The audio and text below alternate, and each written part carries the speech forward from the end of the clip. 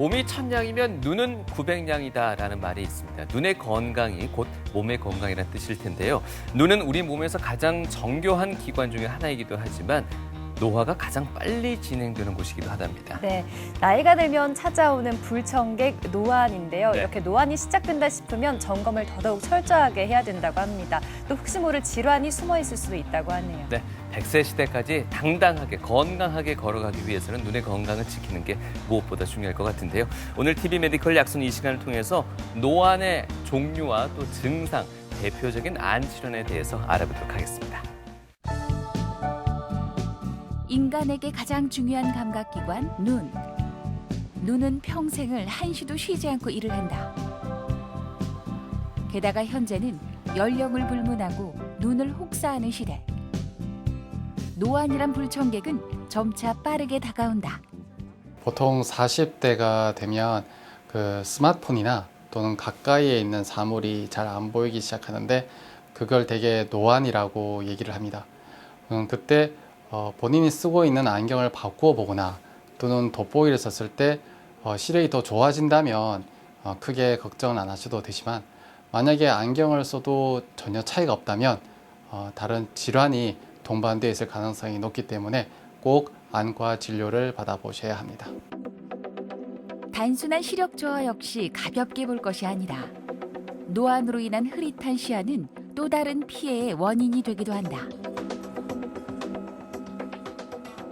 연령이 증가하게 되면 아무래도 관절염이나 또는 골다공증을 앓게 되는데 만약에 눈이 안 보이게 되어서 어디에 이렇게 부딪히거나 또는 발을 헛디뎌서 넘어지게 되면 쉽게 뼈가 부러져서 오시는 환자분들이 많습니다.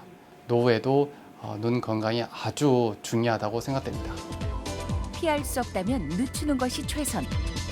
노안의 원인과 관리법에 대해 안과 전문의 박동호 교수와 함께 알아본다. 도움 말씀 주실 눈 건강 주치 모셨습니다. 안과 박동호 교수님과 함께하겠습니다. 반갑습니다. 안녕하십니까? 네, 안녕하세요. 네. 자, 눈은 신체 오복 중에 하나라고 할 만큼 예로부터 아주 귀하게 여겨져 왔었는데 네. 현대 들어서 우리 현대인들에게 가장 힘들게 만드는 그 기관 중에 하나가 바로 눈이 아닐까 싶습니다. 근데요, 역사상 가장 눈을 혹사시키는 시기이기도 하다는데 이건 무슨 말입니까? 네, 요새 사실 현대인들은 그 일상생활에 손에서 스마트폰을 이렇게 놓을 일이 잘 없습니다. 네. 오죽하면 제가 수술 마치고 회진을 돌러 나가면 그 환자분들이 수술한 반대편 눈으로 그 스마트폰의 유튜브를 시청할 정도입니다. 네. 이제 이러다 보니 근시도 빨리 오고 예. 노안도 빨리 오게 되고요.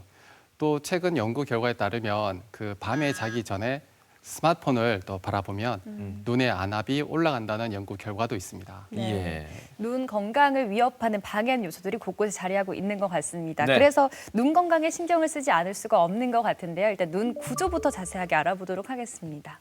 네, 눈의 구조부터 살펴보면 우리 눈의 구조는 대개 흰자, 검은자라고 이렇게 보통 부릅니다. 네. 그 눈의 흰자는 그 결막과 그리고 공막으로 되어 있는데 우리 안구의 외벽을 이렇게 둘러싸는 역할을 합니다. 그리고 눈의 검은자는 그 빛이 들어가는 양을 조절하는 조리개 역할을 하는 홍채와 그리고 빛이 들어가는 구멍인 동공을 얘기합니다. 그리고 눈의 제일 바로 앞에는 그 투명한 돔 모양의 유리창이 있는데 이를 각막이라고 하고 보통 라식을 하면 이 각막을 수술을 합니다. 우리 눈의 구조는 카메라와 아주 흡사합니다. 그래서 우리 카메라로 사물을 찍을 때 그 사물에 나온 빛이 조리개를 통과하고 렌즈를 통과해서 뒤에 있는 필름에 맺히듯이 우리 눈도 사물을 바라보면 사물의 빛이 동공과 렌즈를 통과해서 뒤에 필름에 해당되는 망막에 상이 맺힙니다. 우리 눈의 망막은 그 카메라의 필름에 해당되는데 우리 카메라가 아무리 이렇게 성능이 좋고 렌즈가 좋아도 뒤에 있는 필름이 만약에 구겨져 있으면 그 사진이 제대로 안 찍히듯이 우리 눈도 그 망막이 상태가 좋지가 않으면 시력이 좋지 않습니다. 네. 사실 뭐 현대인의 수명은 계속해서 늘어갑니다만은 아쉽게도 눈이 눈이 늙어가는 속도는 점점 또 빨라지고 있다고 하는데요. 우리 녹화 전에 교수님과 잠시 얘기를 나눴습니다. 벌써 뭐 노안이 시작돼서 많이 슬프셨다고 하는데 우리 노안 이 자체를 어떻게 받아들이면 좋을까요? 네, 이 노안은 네. 사실 가까이에 있는 사물이 잘 안 보이는 것을 노안이라고 얘기하지만 좀 더 정확한 의미는 연령이 증가하면서 눈에 생기는 정상적인 생리적인 변화를 다 얘기합니다. 예, 그런 노안에는 가까운 거리에 잘 안 보이는 조절 저하 눈도 있고 그 외에 건성안, 백내장 그리고 비문증이 있습니다.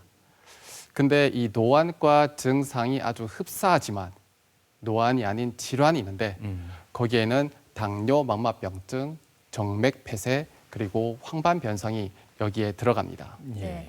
일단 노안이 오면 되게 돋보기를 쓰게 되는데 관공서에 서류 작성하는 그 부분을 가보면 그쵸. 40대용, 50대용, 맞습니다. 60대용 이렇게 돋보기가 좀 나뉘어져 있더라고요. 이게 다 네. 도수가 다른 거겠죠? 네, 저도 그 은행에서 그걸 본 적이 있습니다. 예. 사실 40세부터 눈 안의 수정체의 조절력이 떨어지면서 이제 가까운 거리에 사물이 잘 안 보이는데 그 관공서에는 대략 그 연령별로 평균적인 도수의 돋보기가 배치되어 있는 것이지 실제는 각 개인마다 그 도수가 달라서 각각 안경 처방을 받아서 이제 쓰셔야 됩니다. 네. 자, 오늘 이 노안과 질환에 대해서 여러 가지로 또 어떤 구별이 있을지도 알아보겠는데요. 지금부터 일단은 말씀해 주셨던 그 노안의 종류들을 하나씩 짚어보도록 하겠습니다. 먼저 네. 조절 저하 눈이라고 해 주셨는데요. 이건 어떤 내용입니까? 네, 먼저 이 조절 저하 눈부터 보면은 40세부터 가까운 거리의 사물이나 또는 스마트폰이 잘 안 보이기 시작합니다. 이것은 10대, 20대, 30대까지는 그 먼 거리의 사물도 잘 보이고 가까운 거리의 사물도 아주 뚜렷이 잘 보이는데 네. 그 이유는 우리 눈 안에 있는 수정체의 조절력이 아주 강해서 그 사물의 위치에 맞추어 그 상을 정확하게 망막에 맺히게 해주기 때문입니다. 네. 자, 그런데 이게 40세가 되게 되면 먼 거리에 있는 사물은 잘 보이는데 네. 가까운 거리의 사물이 잘 안 보이기 시작합니다. 예. 그래서 이때는 돋보기를 착용하면 이렇게 뚜렷이 잘 보이는데 그 이유는 우리 눈 안에 있는 수정체의 조절력이 이렇게 힘이 떨어지면서 가까운 거리에 있는 사물이 망막에 정확하게 상을 못 맺히기 때문입니다. 앞선 그림보다 움직임이 상당히 둔화되어 있는 걸 느낄 수 있습니다. 네, 맞습니다. 속도도 엄청 더디고 잘 맺히지도 않습니다. 예. 그래서 보통 이런 경우에 이제 돋보기를 착용해서 이제 가까운 거리를 보든지 아니면 백내장 수술을 할 때 다초점 인공 수정체를 선택할 수 있습니다.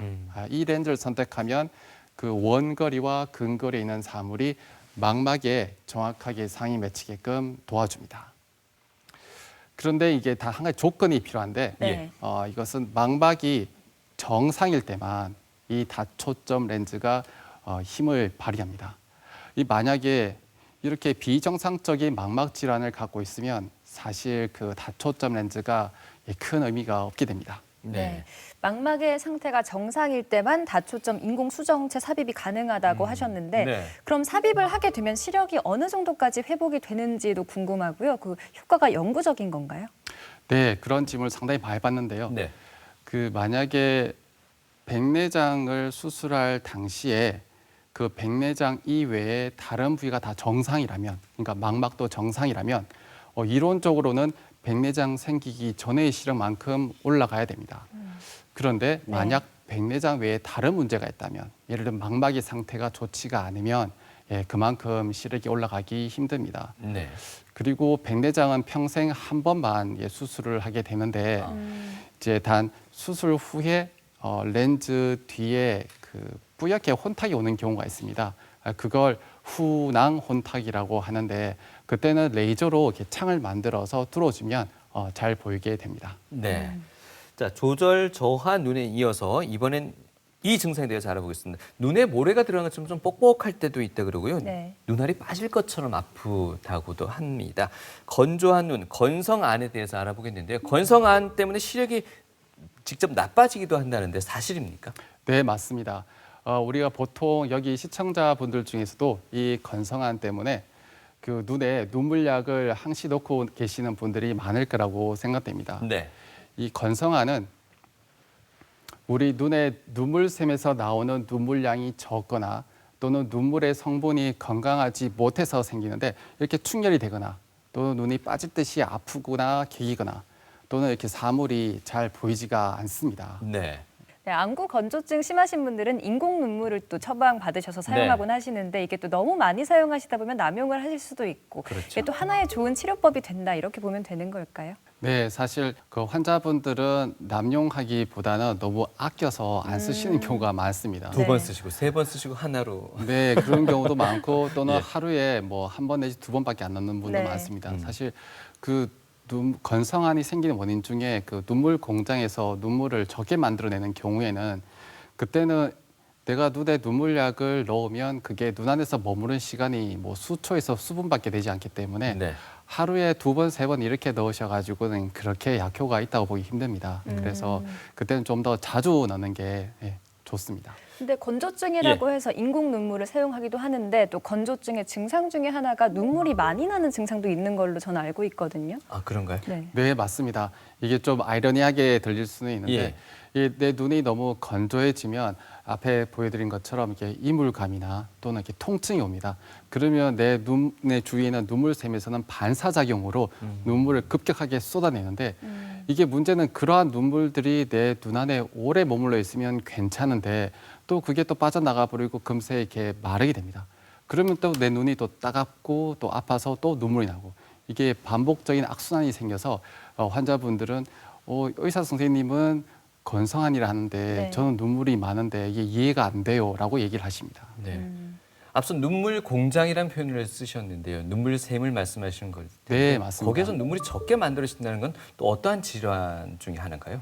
네, 그거는 사실 질환인 경우보다는 네. 대개는 이렇게 연령이 증가되면서 자연스럽게 이렇게 노안처럼 거기서 나오는 눈물량이 이렇게 적어지는 겁니다. 네. 그런데 이게 눈물샘에서 눈물량이 적어지기도 하지만 사실 눈물을 구성하는 이 층 중에 그 지방층이 있습니다. 아. 그 지방층은 마이봄샘이라 하는 기름샘에서 나오는데 네. 연령이 증가하게 되면 그 마이봄샘에서 염증을 대부분 조금씩 갖고 있고 그러면 거기에 나오는 기름이 제때 분비되지 않아서 안에서 고여서 염증을 일으키거나 또는 기름이 나오지 않으면 눈에서 나온 눈물이 금방 이렇게 말라서 증발해 버리기 때문에 눈이 건성환이 심해집니다.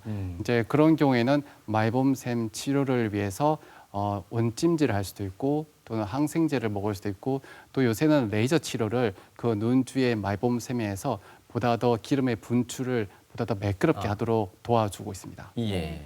아까 인공 눈물 말씀해 주셨는데 한 가지 더 여쭤보겠습니다. 이게 시중에 또 굉장히 많은 종류가 있고 또 처방받았을 때도 다양하게 처방을 해 주시더라고요. 네. 근데 종류에 대해서 어떻게 생각하세요? 좀 많은데 어떤 걸 쓰는 게 좋을까요?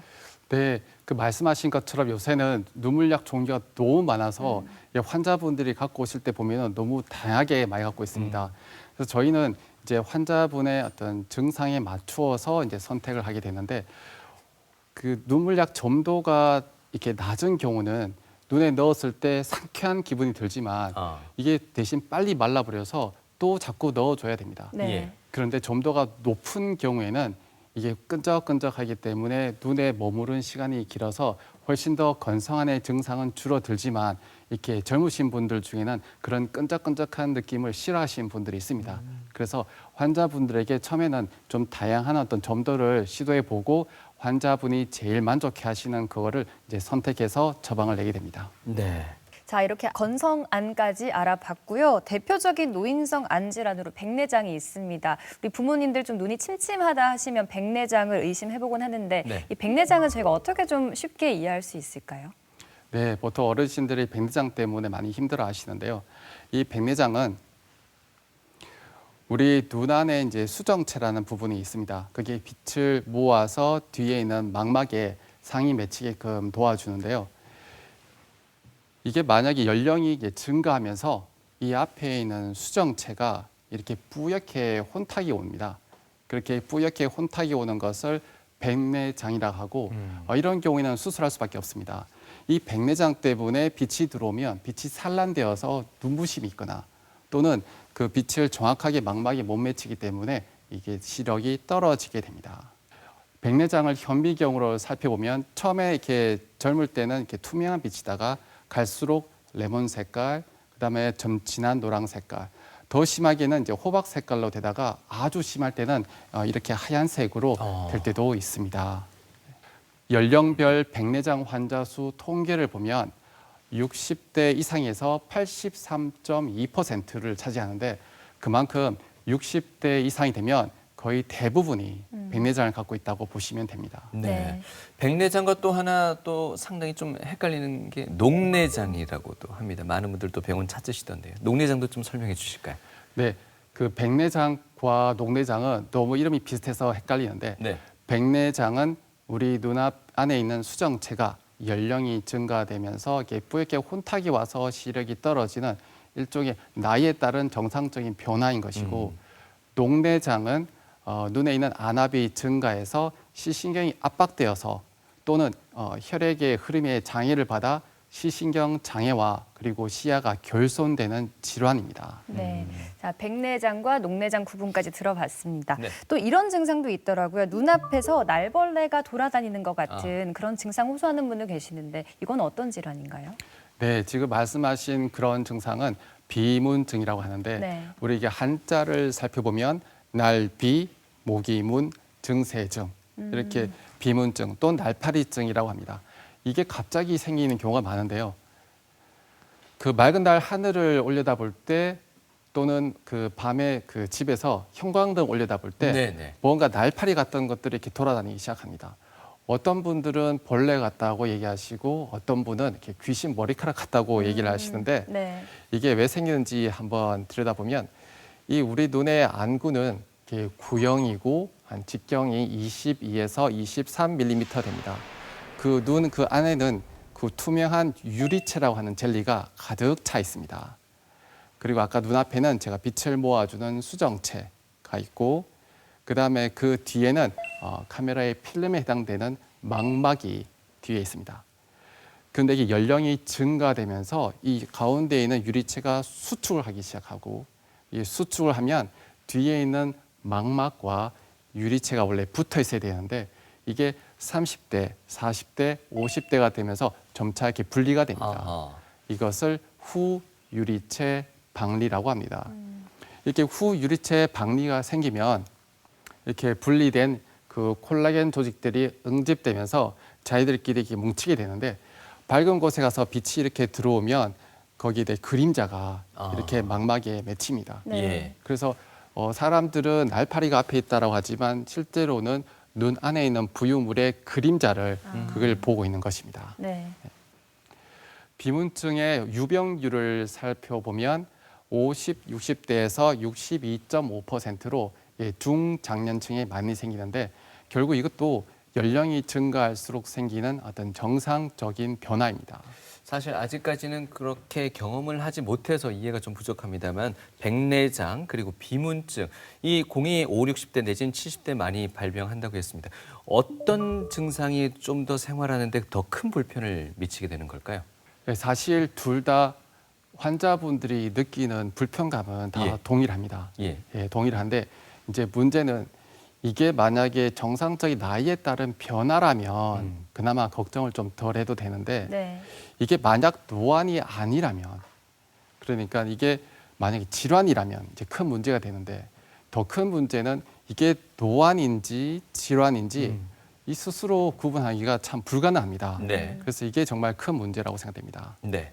특히 이제 눈의 황반 부종이라는 게 있는데 우리 시세포가 가장 밀집되어 있는 부위가 황반인데 여기에 이제 물이 고이게 되면 원래 오목해야 되는 신경이 이렇게 부풀어 오르게 되고 이것을 황반 부종이라 하고 이것 때문에 시력이 떨어집니다. 이렇게 되면 가까이 있는 사물도 사실 잘 안 보입니다.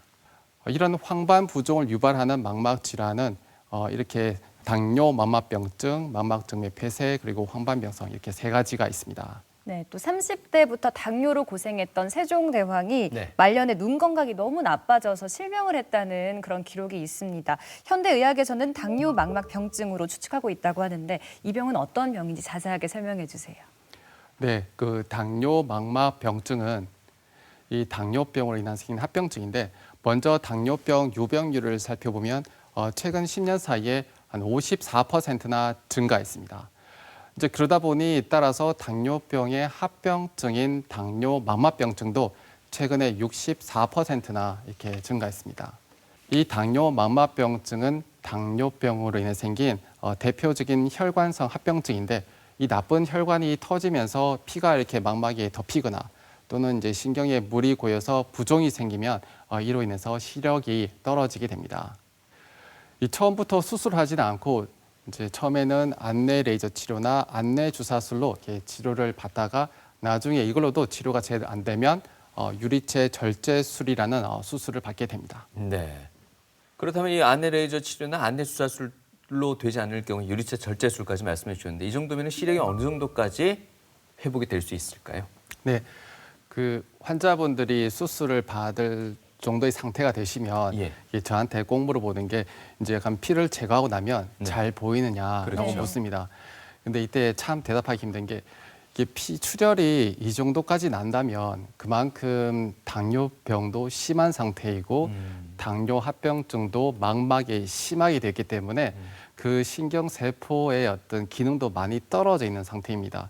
그래서 그 기능이 어느 정도 잘 살아 있으면 이렇게 피를 제거하고 수술하면 시력이 잘 나오겠지만 만약에 그렇지 못하면 사실 기대했던 시력보다는 많이 떨어지게 나옵니다. 네, 환자 개개인에 따른 어떤 신체 상태에 따라서 그 결과도 분명 다를 텐데 네. 환자분들은 흔히들 또 어떤 의술의 차이로 또 이렇게 또 네, 맞습니다. 선이하는 경우들이 좀 있는 것 같습니다. 맞습니다. 환자분들은 당뇨 망막병증이 생기기 이전의 상태로 돌아가길 바라는 마음이 큰데 예, 사실 아직까지 거기만큼 되지 않습니다. 네.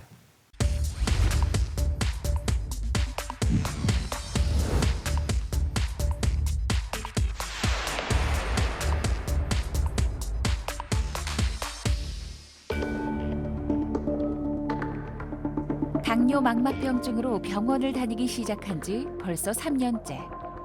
이재주 씨도 처음엔 그냥 노안이라고만 생각했다. 처음에 병원에 오게 됐을 때 단순히 이제 제가 조금 눈이 뿌옇고 이래서 단순 노안으로 생각하고 왔었습니다.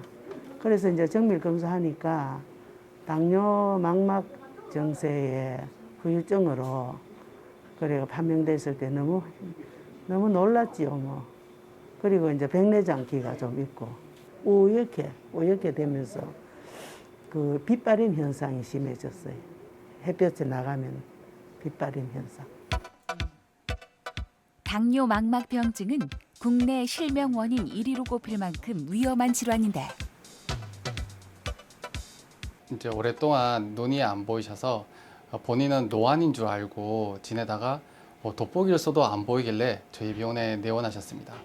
이제 그래서 눈을 들여다봤더니 두 눈에 백내장도 있었지만 망막이라고 하는 신경에 부종과 그리고 출혈이 있었습니다. 그분은 오랫동안 당뇨를 앓고 계시는데 그 소견은 당뇨의 대표적인 합병증인 당뇨 망막병증의 주요 소견입니다. 그래서 당뇨 망막병증과 백내장 치료를 시작했습니다. 고혈당이 원인인 만큼 당뇨를 오래 앓을수록 당뇨 망막병증의 위험도는 급증한다. 이재주 씨 역시 투병 기간 동안 혈당 관리에 소홀했던 것이 문제였다. 어느 날 이쪽 눈이 조금 침침해지면서 조금 별로 안 좋았습니다. 그래서 재빨리 왔는데 제가 당뇨는 조금 오래됐는데 당뇨는 음식물을 굉장히 조심해야 되거든요. 그래서 그 조심을 별로 안 했기 때문에 이런 결과가 왔지 않았나. 그러나 지금은 뭐 이제는 안 할 수도 없고 열심히 하고 있습니다. 나름대로. 예. 꾸준히 병원을 다니며 지속적인 치료를 받고 있는 이재주 씨. 가운데 센터 부위가 부종 없이 잘 유지되고 있습니다. 이 오른쪽 부위 병의 진행을 늦추고 합병증을 감소시키기 위해서 여러 가지 주사제, 시술, 수술을 병용하며 증상을 조절하는 중이다. 아주 환하게 좋아진 건 없어요. 왜냐하면 나이도 있고 또 이미 한번 손상되기 때문에 제 생각에 이게 더 안 나빠지면 좋아지는 걸로 생각합니다. 유지를 꼭 해야 될 그런 입장이죠. 물론 근본적으로 가장 중요한 것은 다름 아닌 혈당 관리. 참 당원 혈색소 지금 얼마 나오시죠? 6.9 발병할 때보다는 네, 내려갔어요. 많이 내려갔는데 그래도 6.5보다는 더 내려가는 게 약 열심히 먹고 뭐 네. 넣고 이제 네, 네. 오래 하겠습니다. 사실 어머니만큼 열심히 따라와 주신 분들 잘 없어요. 글쎄 뭐합니까 병이 나서 열심히. 당뇨 망막병증은 당뇨 합병증이기 때문에 혈당 조절이 가장 중요한데 그 중에서도 당화 혈색소라는 수치가 6.5 밑으로 떨어져야만 합니다. 근데 또 어떤 경우에는 당뇨가 조절이 잘 되어도 눈의 합병증이 자기 갈 길을 가는 경우가 있기 때문에 정기적으로 안과 진료를 꼭 받아보시는 게 중요합니다. 아찔했던 실명 위기. 투병을 시작하고 이제 주신 깨달은 바가 많다. 꼭 해드리고 싶은 말씀은 저같이 이렇게 조금 늦게 발견하면 안 되고 그 당뇨가 있고 이런 분들은 미리 음식 조절해서 이 정도까지 안 가도록 하시는 게 정말 중요하고 말씀해드리고 싶어요. 당뇨 망막병증이라는 이 환자 사례 만나봤습니다. 네. 이 환자의 경우에는 처음에 노안인 줄 알고 내원하셨다가 이 질환을 알게 되신 케이스인데요. 그런 케이스들이 많습니까? 네, 맞습니다. 예, 상당히 많고요. 예. 특히 40세 이후부터 특히 당뇨병을 갖고 계신 분이 사물이 잘 안 보이면 본인이 이제 인터넷을 검색해서 나는 이제 노안이 올 때가 됐구나라고 생각을 주로 하시지 예. 내가 당뇨병 합병증이 눈에 와서 잘 안 보이는구나라고 생각하시는 분 잘 없습니다. 이제 그렇다 보니 시기를 놓쳐서 늦게 오시는 분도 많은 게 사실입니다. 예. 사실 저희가 하는 말 중에 왜 노화와 노쇠는 다르다고들 또 얘기하더라고요. 노화는 일종의 그냥 현상일 뿐인데 노쇠는 질환일 수 있다, 병일 수 있다고 하는데 눈에서도 아마 같은 결과가 나타나는 것 같습니다. 네, 특히 당뇨병처럼 전신 질환을 갖고 있는 경우에는 예. 말씀하신 그런 게 더욱더 확연하게 나타납니다. 예. 네, 그럼 이런 경우에는 관리는 이제 또 어떻게 잘해주면 좋을까요? 네, 그 당뇨 망막병증 관리에서 가장 중요한 것은 정기적인 안과 검진과 그리고 제때 치료받는 게 가장 중요합니다. 여기 오른쪽에 있는 이 사진은 당뇨 망막병증 중기 정도의 사진인데 이때까지만 해도 시력은 꽤 괜찮습니다. 네. 그런데 이때 본인이 망막병증이 있는 줄 모르고 이렇게 지내다가 치료를 제때 받지 않으면 여기 위의 사진처럼 피가 터져서 출혈이 그 망막을 덮어버리거나 아니면 아래 사진처럼 그 넓게 막이 생기면서 그게 신경을 덮어서 시력이 뚝 떨어집니다. 네. 이 당뇨 망막병증은 당뇨병의 합병증인 만큼 혈당을 적극적으로 관리하는 게 가장 중요한데요. 당화 혈색소라는 것은 최근 2, 3개월 동안 혈당이 어느 정도 잘 조절되는지 나타내는 수치입니다. 그 당화 혈색소에 따라서 당뇨 망막병증이 얼마만큼 발생하는지 나타내는 그래프인데 당화 혈색소가 6.5 미칠 때는 그래도 당뇨 망막병증이 잘 발생하진 않는데 네. 이게 6.5를 넘어가는 순간부터는 갑자기 발병률이 증가가 됩니다. 그래서 이 당뇨병을 갖고 계신 분은 눈을 위해서라도 혈당 관리를 적극적으로 잘 관리하시는 게 아주 중요합니다. 일단은 아쉽지만 혈당이 많이 올라서 당뇨 망막병증이 발생했는데 이후 혈당을 잘 관리해서 혈당은 안정을 찾았습니다. 그러면은 이 망막병증의 증상도 일정 부분 변화가 있습니까? 사실 그렇게 되면 참 좋겠는데 예. 이게 한번 그 역치를 넘어서서 당뇨 망막병증이 생겨버리면 네. 사실 그렇게 다시 돌아가진 잘 않습니다. 예. 근데 물론 이런 건 있습니다. 당뇨 망막병증이 생기면 거기에 따라서 치료를 해야 되는데 혈당 관리가 잘 되시는 분이 네. 잘 안 되는 분보다는 치료에 대한 반응이 훨씬 더 좋습니다. 네. 알겠습니다. 계속해서 이 망막에 생기는 또 다른 질환 중에 하나가 망막 정맥 폐쇄라고 합니다. 뭔가 이게 혈관 문제인 것 같기도 하고요. 좀 더 이름 자체가 위중해 보입니다. 어떻습니까? 네, 이 병 이름이 얘기하듯이 이건 혈관이 막힌 질환입니다. 예. 망막 정맥 폐쇄는 한국에서 성인 실명을 일으키는 질환 2위에 속하는데 우리 눈에는 정맥이 4개가 이렇게 뻗어 나옵니다. 네. 그중에 1개가 막히면 망막 분지 정맥 폐쇄이고 4개가 다 막혀버리면 망막 중심 정맥 폐쇄라고 합니다. 이 만성적인 고혈압 등으로 혈관벽이 손상을 입게 되면 그 혈관에서 구멍이 생기는데 그 구멍으로 염증 세포들이 빠져나오고 그 주위에 염증이 생깁니다. 이게 장기적으로 생겨버리면 그 혈관 주위로 물이 새어 나오는데 저 물이 어디 빠져나갈 데가 없기 때문에 저게 결국은 이게 신경에 고이게 됩니다. 네. 그러면 원래 오목해야 되는 신경이 이렇게 부풀어 오르면서 부종이 생기는데 이것을 황반부종이라 하고 이것 때문에 마치 노안처럼 시력이 떨어지게 됩니다. 그 망막 정맥 폐쇄의 치료도 처음에는 안내 레이저 치료와 안내 주사술로 하고 이렇게 해도 이제 호전이 되지 않는 경우에는 유리체 절제술이라는 수술을 하게 됩니다. 네. 망막 정맥 폐쇄도 결국엔 혈관이 막히는 어떤 질환인데 이 관리를 위해서는 특히 만성 질환 관리가 아주 중요합니다. 이 병은 대부분 50세 이상에서 이제 발병을 하고 50에서 70%에서는 고혈압, 그리고 당뇨, 고지혈증, 심혈관 질환 같은 전신 질환을 많이 동반합니다. 네. 그래서 이 50세 이상의 분이 특히 전신 질환을 갖고 있을 때 만약에 가까이 사물이 잘 안 보인다든지 뭔가 시력 저하가 느껴지면 그걸 노안이라고 무시하지 마시고 꼭 안과 검진을 받아보시는 게 중요합니다. 네. 자, 혈관에는 정맥도 있지만 또 동맥도 있잖아요. 네. 그럼 망막 동맥 혈관이 막히는 경우도 있는 건가요? 네, 맞습니다. 지금 말씀드린 건 정맥이 막힌 경우고 동맥이 막히면 사실 좀 더 큰 문제입니다. 네. 이게 일종의 우리 눈에 중풍이 온 것인데 네. 우리 눈에 동맥이 막히면 갑자기 깜깜하게 잘 보이지가 않습니다. 자, 근데 이게 환자분 입장에서는 이걸 동맥 폐쇄라고 알기보다는 내가 좀 요새 피로해서 네. 노안이 와서 잘 안 보인다라 생각하시고 원래는 빨리 응급실에 오셔가지고 안압을 떨어뜨리는 등의 응급치료를 받으셔야 되는데 그냥 노안인 줄 알고 골든타임을 지나서 늦게 오시는 경우가 많습니다. 네. 네. 뇌 관련해서는 저희가 흔히들 그런 얘기 많이 듣습니다. 안구도 이거 겨울철에 많이 좀 질환들이 발생하나요? 방금 혈관 관련해서? 네, 맞습니다. 네. 그 분지 정맥 폐쇄도 그리고 동맥 폐쇄도 혈관이 막히는 질환인데 이런 분들이 심근경색 그리고 이 중풍을 앓고 계신 분들이 상당히 많습니다.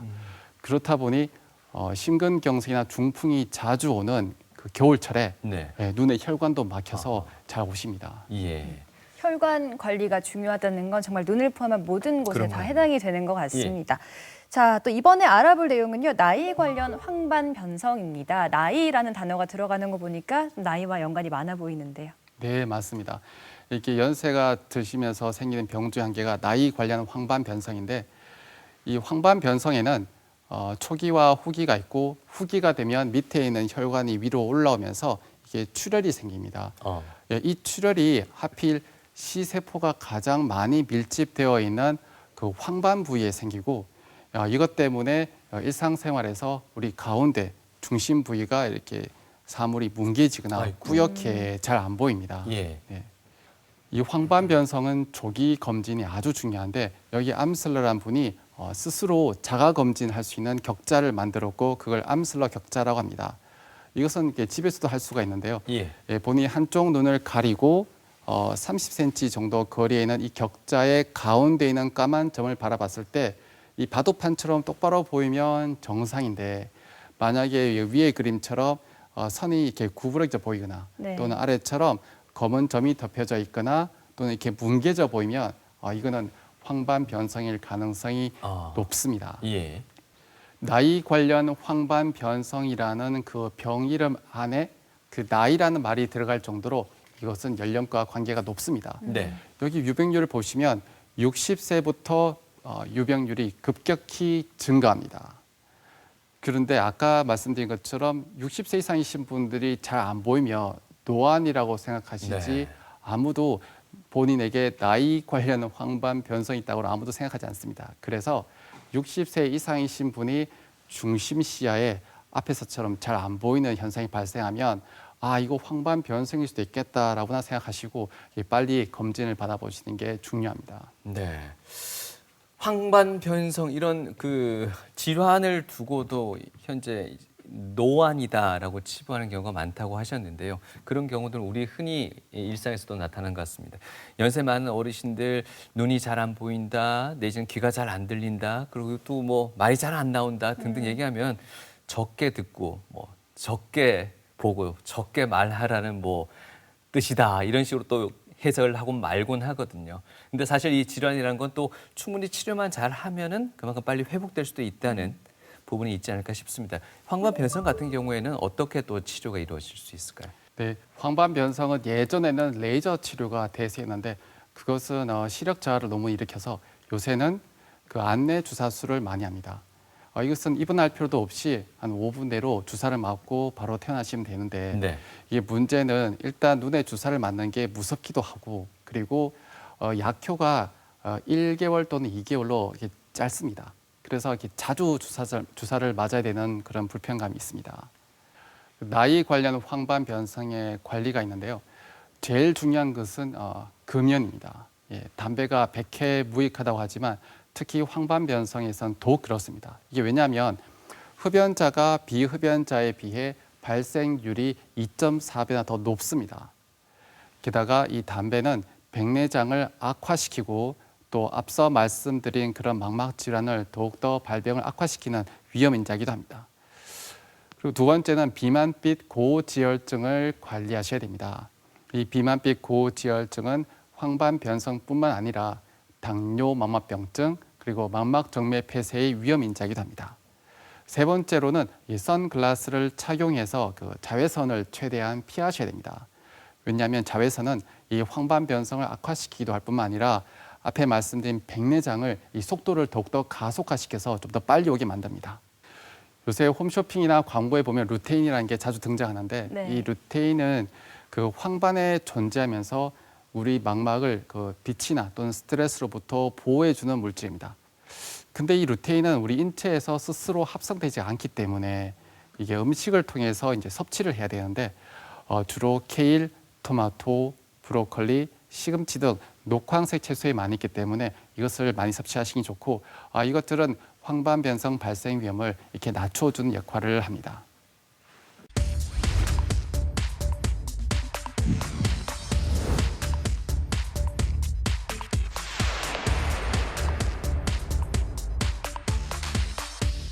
눈이 부어야 되더라고요. 이거는 게 아는데 이쪽 눈이. 색 같은 거나 이런 걸 볼래도 어지러워서 못 보겠고 백내장 수술도 했고요. 또 안구 건조증도 있고. 왼쪽 눈이 달력에 글자가 새카맣게 나올게라. 수술했는데 하루에 약을 6번 쓰였습니다. 세수할 때 눈을 좀 맑게 좀 씻어내는 편이거든. 5번 정도 맹물로 씻어내고 그렇다면은 좀 밝게 보인다. 안구 건조증 기계를 사놓고요. 저녁으로 좀 해요. 그걸 하고 나면 눈이 좀 많이 덜 건조해요. 백내장 수술 시기가 언제쯤 하면은 적당하겠나 싶어가지고 질문을 드립니다. 백내장 수술의 경우 빨리 치료해야 된다는 분도 계시고 수술을 그리고 좀 최대한 늦추는 게 좋다라고 말씀하시는 분도 계십니다. 교수님 어떻게 보십니까? 적당한 치료 시기라고 해야 될까요? 네, 저도 환자분들이나 또는 지인들로부터 예. 이렇게 언제 백내장 수술을 받으면 좋으냐라는 질문을 많이 받는데요. 네. 그 예전에 제가 의과대학 다닐 때는 그 교과서에도 시력이 0.5 이하로 떨어질 때 수술을 받으라라는 기준이 있었습니다. 네. 근데 요새는 그게 의미가 없는 게 그 어르신들도 스마트폰을 아주 많이 보시고 아하. 게다가 이게 컴퓨터 작업이 늘어나면서 근시나 또 노안 같은 게 좀 오는 시기가 좀 앞당겨졌습니다. 이제 그러다 보니 0.5 이하로 떨어질 때까지 기다리는 건 너무 오래 기다리는 거기 때문에 요새는 환자분들이 일상생활에 또는 직장생활에 불편함을 느낄 만큼 시력이 떨어지면 그때가 바로 수술 시기라고 이렇게 얘기를 합니다. 네. 사실 이 백내장이 또 때로는 좀 늦게 찾아오는 분들도 계십니다. 한 70대 중반 이후에 나타나실 수 있는데 이런 분들에게도 수술을 권유하시는지 수술을 하게 되면 어느 정도 호전될 수 있는지 좀 궁금합니다. 네, 그 제 환자분들 중에 어떤 분은 연세가 90세이시고 네. 시력이 0.2밖에 되지 않는데 예. 이제 시골에 계시니까 일상생활에서는 아무 불편함이 없다고 얘기하십니다. 네. 사실 그런 분은 제가 수술을 권유해도 본인이 이제 하기 싫다고 하시니까 잘 안 하는데 네.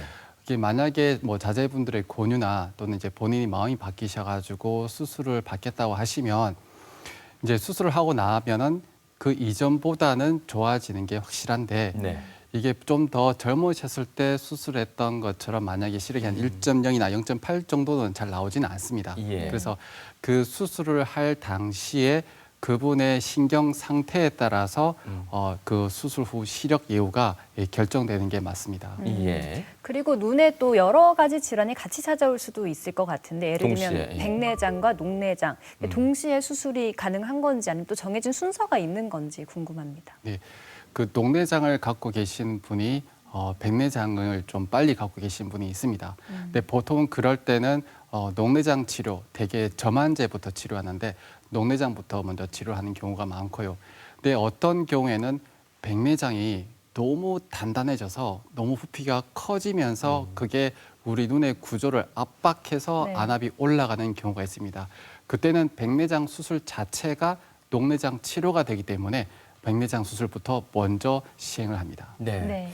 이렇게 얘기를 듣고 있자니 우리 몸 건강의 거의 90%를 차지한다는 눈 건강, 우리가 얼만큼 또 이렇게 관심 갖고 지키고 있다는 생각이 듭니다. 건강검진상에 나타나는 그 안구 검사 있지 않습니까? 그 정도만으로도 건강을 유지하기는 충분할까요? 어떻게 보십니까? 네, 건강검진 그 센터에서 제공해 주는 그 검사 안에 보통 시력이나 안압은 기본적으로 들어가고요. 네. 그중에 안저 검사라고 해서 그 눈을 산동시켜서 망막을 검진하는 경우가 있고 안 그런 경우가 있습니다.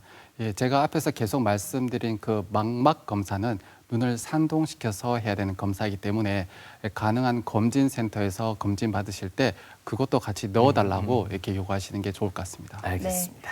네, 그 밖에 다양한 궁금증들 약손 상담실 통해서 풀어보도록 하겠습니다. 네. 첫 번째 사연 만나보겠습니다. 올해 75살인 아버지가 망막 중심 정맥 폐쇄로 주사 치료를 받은 지 한 달 정도 됐는데요. 밤에 잠을 잘 못 주무시고 힘들어하셔서 약국에서 파는 수면 유도제를 드시려고 합니다. 약 설명서를 보니 녹내장 환자는 주의를 요한다고 되어 있던데요. 복용해도 괜찮을까요? 네, 망막 중심 정맥 폐쇄로 주사 치료를 받으셨던 환자분입니다. 수면 유도제 괜찮겠습니까?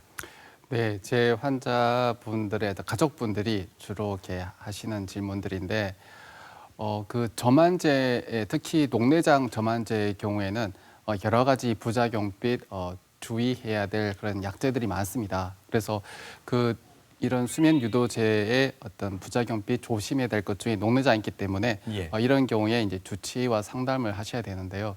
실제 더 중요한 문제는 올해 75세 연령 정도 되는 이제 어르신들은 시력이 떨어진 것만으로도 불안, 우울증 이런 걸로 이제 불면증을 많이 갖고 계십니다. 그래서 눈 치료보다 오히려 불면증 치료가 더 이분에게 더 중요한 문제일 경우도 많고요. 그래서 이럴 때는 신경정신과에 가셔가지고 상담 및 치료도 같이 받아보시길 제가 권유하고 있습니다. 네, 알겠습니다. 자, 다음 사연입니다.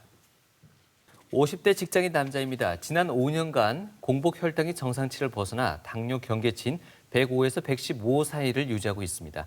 그런데 최근 비문증처럼 검고 희미한 점들이 눈앞에 왔다 갔다 합니다. 혹시 당뇨 망막병증 증상인가요? 당뇨 경계치인데도 당뇨 망막병증에 걸릴 수 있나요? 하셨습니다. 네, 일단 혈당 수치가 높기 때문에 좀 주의를 해야 될 것 같긴 한데 어떻게 보십니까?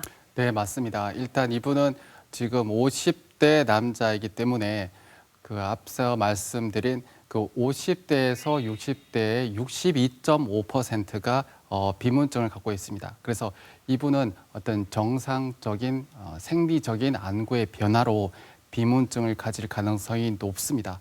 자, 근데 이 혈당이 아무리 105, 115 사이를 유지하고 있다 하더라도 이 당뇨가 갖고 있는 이상 당뇨 망막병증의 합병증을 배제할 수는 없습니다.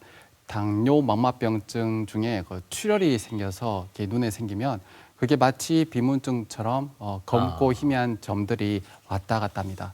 그런데 이 환자분 본인은 그게 단순한 비문증인지 당뇨 망막병증으로 생겨가지고 이게 출혈 때문에 비문증이 생긴지를 알 수가 없기 때문에 반드시 안과에 가셔서 진료를 받아보셔야 됩니다. 네. 자, 다음 사연도 만나보겠습니다. 자, 얼마 전 당뇨 망막병증으로 레이저 치료를 받았습니다. 그런데 레이저 치료를 받으면 시력이 떨어질 수 있다고 하던데 사실인가요? 아, 레이저 치료 받으면 시력이 떨어진다. 어떻습니까? 네, 맞습니다. 저희도 그 레이저 치료를 할 때 동의서를 봤는데 거기에 이제 시력 저하 가능성에 대해서 언급을 합니다.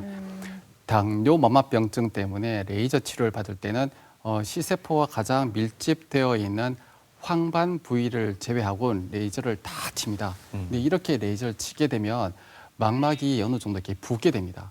그것 때문에 시력도 좀 떨어지고 색깔도 좀 이상하게 보입니다. 그래서 환자분은 내가 눈 나으려고 왔는데 치료받고 나니까 시력이 더 떨어졌다고 이렇게 불만을 호소하시는 분 많은데 네. 특별히 이상이 없지 않은 다음에는 한 6개월 내로 좋아지기 때문에 너무 걱정하지 않으셔도 될 것 같습니다. 이게 당뇨 망막병증 케이스이기 때문에 그렇습니까? 아니면 레이저 치료의 일종 위험성인가요? 레이저 치료를 광범위하게 해서 문제입니다. 망막 분지 정맥 폐쇄도 레이저 치료를 하지만 네. 그건 국소적으로 하는데 네. 당뇨 망막병증은 전 망막이 다 걸쳐서 생기기 때문에 레이저를 광범위하게 치게 되고 그것 때문에 불가피하게 시력이 좀 떨어지게 됩니다. 네, 최대 한 6개월 정도의 시간을 조금 여유 있게 가지고 네. 시력 회복을 기다릴 필요가 있겠네요. 네, 맞습니다. 예. 자, 다음 사연입니다. 남편이 당뇨 망막병증 진단을 받고 나서 치료도 열심히 받고 있을 뿐 아니라 혈당 관리를 위해서 식단 조절도 하고 운동도 병행하고 있는데요. 좀 과하게 하는 것 같아서 조금 걱정이 됩니다. 당뇨 망막병증 환자가 피해야 할 운동이 있을까요? 하셨습니다. 네, 눈과 관련된 질환인데 또 운동이 그렇게 큰 영향을 끼칠까 싶은 생각은 듭니다. 어떻게 보십니까? 네, 일단 결론부터 얘기하면 피해야 될 운동은 크게 없습니다. 오히려 당뇨 망막병증은 혈당 조절이 중요하기 때문에 이렇게 열심히 운동할 것을 제가 권유하고 싶습니다. 근데 다만 네. 당뇨 망막병증을 갖고 있다는 말은 당뇨를 오랜 기간 가졌다는 말씀이고 그런 경우에 고혈압을 같이 동반해서 갖고 있는 경우가 많습니다. 그런데 혈압을 올릴 정도로 과격한 운동을 하면은 그 혈관 자체가 손상을 받아서 이게 망막 혈관에 문제를 일으킬 수 있기 때문에 너무 고혈압을 유발시킬 수 있는 과격한 운동은 안 하시는 게 좋을 것 같습니다. 사실 우리 생활 주변에 안압을 높일 수 있는 여러 가지 운동들은 많은 것 같습니다. 열심히 운동하고 나면 눈에 실핏줄이 터졌어라고도 뭐 흔히들 얘기하는 경우가 있는데 그런 네. 운동들은 모든 암 질환에 있어서 좀 피해야 되지 않을까 싶은데.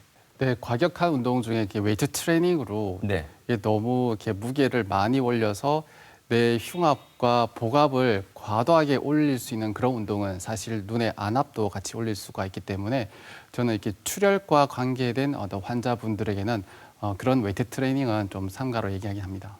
네, TV 메디컬 약손 오늘 이 시간 노안의 종류와 증상 또 노안으로 착각하기 쉬운 대표적인 안 질환들 알아봤는데요. 네. 오늘 내용 한번 정리해 주실까요?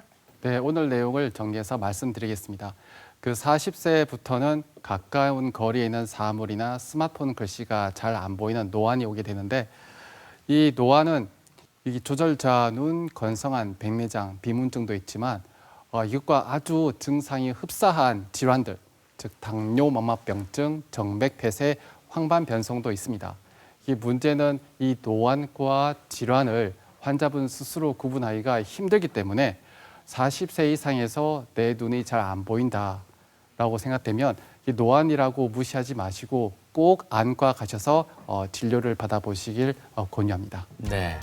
우리나라 국민 중 4명 중에 1명은 안과 검사를 받지 않는다는 설문조사가 있다고 합니다. 네. 이런 것 우리가 노안, 얼굴에 대해서는 신경을 많이 쓰면서도 노안, 이 눈의 건강 상태에 대해서는 그만큼 신경을 안 쓰고 있다는 반증이 아닐까 싶습니다. 그렇습니다. 나이가 들면 눈은 당연히 나빠지는 거다 이렇게 생각하지 마시고요. 네. 안 질환의 위험 신호일 수 있으니까 꼭 정기 검진을 받아보셔야 될 것 같습니다. 네. 오늘 유익한 눈 건강 정보 전해주셨습니다. 안과 박동호 교수님과 함께했습니다.